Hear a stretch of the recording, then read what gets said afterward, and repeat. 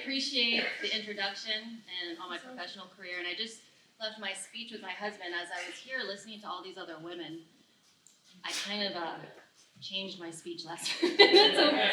And I'm going to get a little vulnerable here with you today, because a couple things that stood out to me. I heard authentic, I heard belonging, I heard knowing your worth, and then knowing when to pivot. So this is my pivot. And I'm already a nervous speaker, so bear with me. And again, my name is Michelle Ray. We're here today to talk about a success series. And so I wanted to start out with this quote by the GOAT and the best NBA player of all time, besides Bianca, Michael Jordan. He said, "I have missed more than 9,000 shots in my career. I have lost almost 300 games. 26 times I have been trusted to take the game-winning shot, and I missed. I have failed over and over and over again in my life." This is why MJ is regarded as the GOAT, the greatest of all time. And we don't remember his failures, but we remember and celebrate his successes. His greatness was shown in 6 NBA championships. His legacy was actually about overcoming repeated failures and risking everything he had to win. So right now, I'm going to get pretty vulnerable for the first time in public, and I'm going to share with you my failures and how I got to where I am today. So I was actually born in Sarasota, Florida, to a Vietnamese father and a French white mother, and she was very young. She was in her early teens. By the age of 2, I had been abandoned by my birth parents. And luckily, my incredible grandparents took me in. They were on my mother's side, and they legally adopted me and raised me. So I grew up in a very white community. No one looked like me. As a 5-year-old, I remember getting these racial slurs yelled out. N-I-G-G-E-R lips, gook child, chink. And as a 5-year-old, I didn't really know what that meant, but I knew I didn't belong. My grandparents gave me a stable, loving household. I had an education, I had lots of love, but they were dealing with their own struggles. As we become adults, we realize our parents go through struggles as well. And so they didn't know what was happening inside me. And I went on to high school and college, and I did everything I could to fit in. I mean, I even permed my hair to try to look like that pretty white girl in the magazines I saw. I did the best I could to fit in and be liked and belong.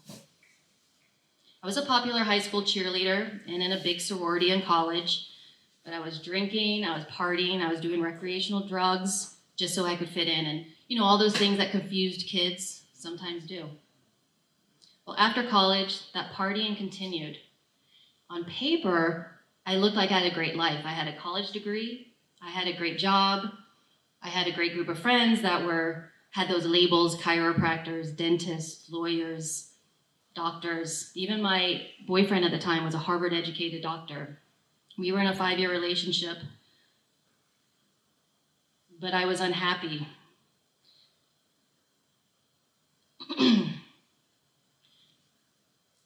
I knew I was living a lie. I was going through the motions. We would work all week, at our jobs, doing what we needed to do. But by the weekends, we had friends who owned big nightclubs and who DJ'd all around the world. So we would travel.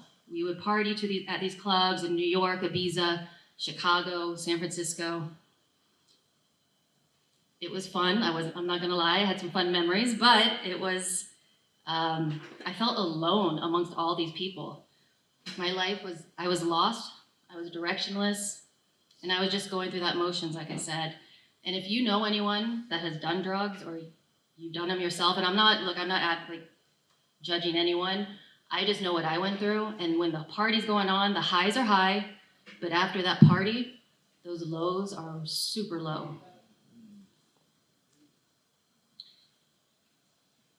Make matters worse, I knew in the back of my mind my boyfriend was cheating on me when I'd pass out after drinking too much or, a long night. even with some of my closest girlfriends. I was alone. I was living in Hawaii. All of my family was back in Florida. Sorry.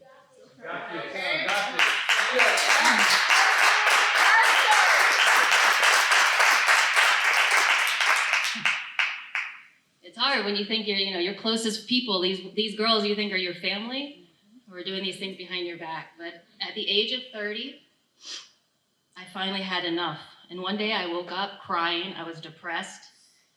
But I looked in the mirror, as some other people talked about. Because at that time, I didn't know my worth. But I looked in the mirror and I said, I don't like who you are. I don't like the people I'm surrounding myself with. I knew that was my choice, right? It wasn't them that made me do all these things. I made the choice to change my life. And I didn't realize it, but this was a crossroad in my life. I broke up with that boyfriend. I stopped hanging out with all those friends who did drugs. Thank you. I didn't know where I was going. I didn't know what I was doing. I knew I was done. Someone said something, I don't know where I'm going, but I'm grateful for where I have been. I wanted real love. I wanted real relationships. I wanted transparency, honesty. I wanted someone in my life that I knew we had each other's back. I believed in this whole fairy tale love story still, despite all these lows. So my life took a full 180 turn. I started dating guys that didn't drink, let alone do drugs, but I gotta admit, it was rough.